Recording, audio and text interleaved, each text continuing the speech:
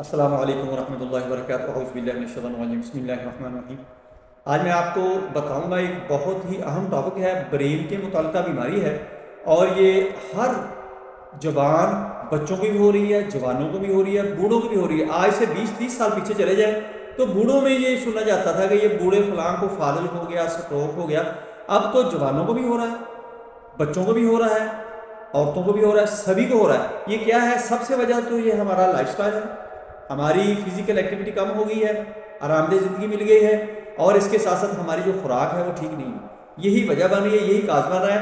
بہت زیادہ اس کا پھیلاؤ ہو رہا ہے، لاکھوں لوگ اس سے متاثر ہو رہے ہیں، اور بہت کم لوگ سروائیو کرتے ہیں، بہت کم لوگ صحت یاب ہوتے ہیں، اور اکثر لوگ پیرالائز ہو جاتے ہیں۔ یہ سٹروک کیا ہے؟ فالج کیا ہے؟ اس کو اردو میں فالج کہتے ہیں۔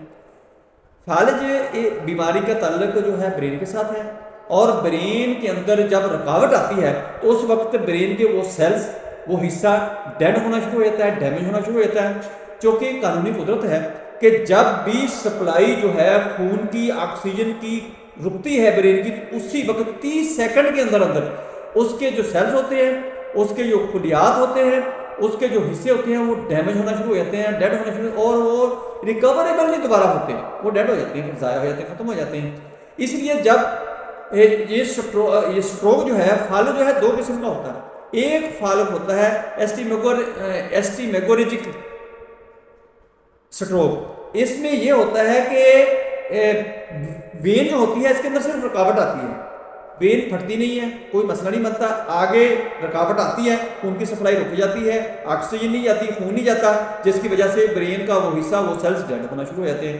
دوسرا یہ ہیموریجک سٹروک، جس میں خون کی وین جو ہے وہ پھٹ جاتی ہے، پھٹ کے وہیں پر وہ پھیلنا شروع ہو جاتا ہے، وہاں پر کلاٹ بھی بنتا ہے، اور آگے جو ہے خون کی سپلائی، آکسیجن کی سپلائی بند ہو جاتی ہے، جس کی وجہ سے یہ مسئلہ بن جاتا ہے کہ وہ پیرالائز ہو جاتا ہے۔ اس کی سمٹم جو ہیں، وہ سمٹم جو ہے کہ مریض جو ہے اس کا گردن جو ہے وہ جھکنی شروع ہو جائے گی، اس کا کوئی بازو، کوئی ٹانگ، کوئی اعضاء جو ہے رکنا شروع ہو جائے گا، اس کی زبان رکنا شروع ہو جائے گی، اس کی آنکھیں جو ہیں وہ ان کی سائڈ پھرنا شروع ہو جائے گی، یا کوئی اور جسم کے اندر جو ایکٹیویٹی ہے اس کی وہ کم ہونا شروع ہو جائے گی، کمزوری محسوس ہونا شروع ہو جائے گی۔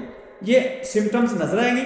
اگر آپ کو کسی اپنے سیانے کے اندر، جوان کے اندر، بچے کے اندر اس قسم کی سمٹم نظر آتی ہیں تو سمجھ لیں اس کو سٹروک ہو رہا ہے، فوراً اس کو ہاسپٹلائز کریں، فوراً ہاسپٹل کے اندر پہنچائیں، یا کسی اچھے ڈاکٹر کے ساتھ کانٹیکٹ کر کے فوراً اس کی ٹریٹمنٹ شروع کروائیں۔ دوسرا، اس کے کازز جو ہیں، اس کے کازز میں سب سے پہلے جو وجہ ہے وہ ہے بلڈ پریشر کا بڑھنا، جس کی وجہ سے آپ کے خون کے اندر کلاٹ بھی آ سکتا ہے، آپ کا خون وین پھٹ بھی سکتے ہیں، ہیموریجک بھی ہو سکتا ہے۔ دوسرا ہے تمباکو نوشی، خوراک کا خیال نہ رکھنا۔ یہ ساری چیزیں جو ہیں اس کے کاز بنتے ہیں۔ زیادہ دیر تک سٹریس میں رہنا، آپ کی فزیکل ایکٹیویٹی ایسی ہونا کہ جس کے اندر آپ ہلتے جلتے زیادہ نہیں ہیں، آپ کی جو بلڈ سرکولیشن ہے وہ کم ہونا شروع ہوگی، جس کی وجہ سے کلاٹ بھی آ سکتا ہے، آپ کی وین بھی پھٹ سکتی ہے۔ ایسے اور بھی بہت سارے کازز ہو سکتے ہیں اس کا افیکٹ آ سکتا ہے، یہ بیماری اس کی وجہ سے بن سکتی ہے، لیکن یہ بہت ہی مشہور اور بہت ہی اہم جو ہے، جو زیادہ افیکٹ کرتے ہیں، یہ میں نے آپ کو بتا دیے ہیں۔ اب ہم آتے ہیں کہ اس کا ٹیسٹ کیا ہو سکتا ہے۔ ٹیسٹ اس کا یہ ہے، سی ٹی اسکین کروائیں گے، ایم آر آئی کروائیں گے، مختلف ٹیسٹ ہوں گے، ڈاکٹر خود دیکھے گا، اس کی سینسیشن چیک کرے گا، پھر اس کی ٹریٹمنٹ جاری ہوگی۔ کچھ مریضوں کے چانس ہوتے ہیں کہ وہ سروائیو کرتے ہیں، ٹھیک ہو جاتے ہیں، اور زیادہ چانس یہ ہوتے ہیں کہ لوگ لیٹ پہنچتے ہیں، جس کی وجہ سے ان کا وہ حصہ ڈیمیج ہو چکا ہوتا ہے، کیونکہ برین کا کام ہی یہ ہے کہ جس عضو کو، جس آرگن کو وہ کنٹرول کرتا ہے، وہ کام کرتا ہے، جس کے اوپر اس نے ہی اثر انداز ہونا ہوتا ہے، جس کی وجہ سے وہ ڈیمیج ہوگا تو پھر دوبارہ وہ عضو چل نہیں سکتا، وہ ساری عمر کے لیے پیرالائز، معذور ہو جائے گا، جس لیے یہ بہت خطرناک چیز ہے۔ اس کا آپ نے خاص خیال رکھنا ہے۔ تمباکو نوشی، کوئی ڈرنک کرتے ہیں، کوئی منشیات کے عادی ہیں، آپ چھوڑ دیں۔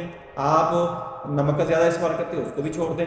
شوگر کا مسئلہ ہے، شوگر کا علاج کروائیں، شوگر والی چیزیں چھوڑیں، اور اس کے ساتھ ساتھ جو بھی آپ کی فزیکل ایکٹیویٹی ہے، ایکسرسائز، واک کا خیال کریں، انشاءاللہ آپ اس سے بچے رہیں گے۔ پانی کا زیادہ استعمال کرنا شروع کریں، اور سیلف میڈیکیشن نہ کریں، اپنی طور پر کوئی میڈیسن استعمال نہ کریں، اور اپنی صرف لائف سٹائل کو ٹھیک کریں، اپنی خوراک کو ٹھیک کریں، صبح شام ایکسرسائز، واک، اس کو آپ نے نہیں بھولنا۔ یہ آپ نے ضرور کرنی ہے، اور انشاءاللہ آپ کا یہ مسئلہ بنے گا ہی نہیں۔ اگر خدا نخواستہ بن چکا ہے تو شوگر کا خیال رکھیں، ہائی بلڈ پریشر کا خیال رکھیں، اپنی خوراک کا خیال رکھیں، تمباکو نوشی سے پرہیز کریں، منشیات کی کوئی بھی چیز جو ہے، جو منشی ہے، ایڈکشن ہے، اس کو چھوڑ دیں، سٹریس لینا چھوڑ دیں، انشاءاللہ آپ ریکور ہو سکتے ہیں، بہت چانس ہیں آپ اس سے بچے بھی رہیں۔ اگر خدا نخواستہ ہوا ہے تو آپ کم سے کم نقصان سے باہر آ سکتے ہیں۔ دوستوں مجھے امید ہے کہ میری ویڈیو آپ کو بہت پسند آئی ہوگی۔ اگر پسند آئی ہے تو اس کو لائک کریں، شیئر کریں اور بیل آئیکن کو پریس کریں، میرے چینل کو سبسکرائب کریں۔ اپنا خیال رکھیں، اپنے دوستوں کا خیال رکھیں اور اس چینل کا خیال رکھیں۔ اللہ حافظ، السلام علیکم ورحمۃ اللہ وبرکاتہ۔